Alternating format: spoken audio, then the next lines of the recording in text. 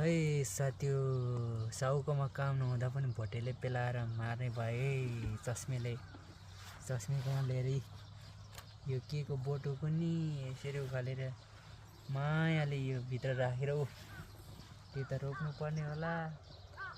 अनि कोरियाको मकै यतातिर देखाउँ त। फरेस्टीको मान्छे यार कृषिमा आएर काम गर्नु परिरहेछ। के गर्नु त हौ, अर्काको देशमा आएपछि यस्तै हुने रहेछ। आफ्नो साउकोमा काम नगर्दा पनि काम गर्नुपर्ने यार। केटाहरूको फान्जाङकोमा भए चाहिँ पैसाको काम भइरहेको यो मलाई बुढा त जतिको रहेछ यार। हाम्रो काम चाहिँ दिने पैसा नै छैछ। अस्ति यहाँ त केटाहरूको फान्जाङकोमा गएर त पैसा कमाइएको थियो यार। अहिले यार यो सुड्डोकोमा आएको 2 चोटि काम गरिसक्यो। पैसाको भनेको नाम निशाना छैन। एक छाक खाना पनि दिएन यार अस्ति। त्यो दिउँसो त त्यो उसको दिदीहरूले दिएको हो नि त। त्यो दिदी र हामीले यसो ल है केटा हो खाओ भनेर यार।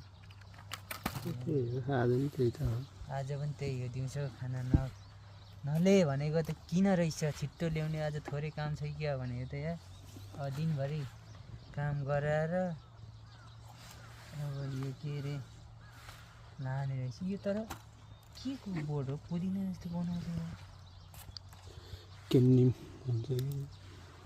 पऱ्यो केन्नी भने ए यो त साग होइन केन्नी। अस्ति खाएको त केन्नी साग होइन हो के साग त खुर्सानीसँग त गराएको हुन्छ बफाएर।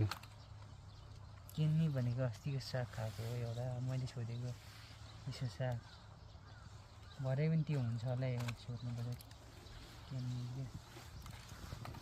यो मलाई कस्तो यार दिमाग खराब छ यार। एउटाले भरिने रहेछ त साथी यार, डबल भन्छ एउटाले भरियो त्यो। ल अहिले यति नै, अर्को भिडियोमा भेटौँ ल। अब हामी रोपेको देखाउँछौँ है भरे। कसरी रोप्ने रहेछ भने थाहा छैन, कृषि भए चाहिँ थाहा भइसक्थ्यो। मकै यहाँ रोप्यो होइन, मकै त अरू दामी छ त्यहाँ त जस्तो यहाँ गोड्ने बेला भएको रहेछ कि त्यही भएर खासै राम्रो त्यत्तिकै लाउँदो रहेछ कि गोड्ने बेला भएको रहेछ। त्यही भएर खास गरी यो के रहेछ क्या यो मलाई हेर्नु मन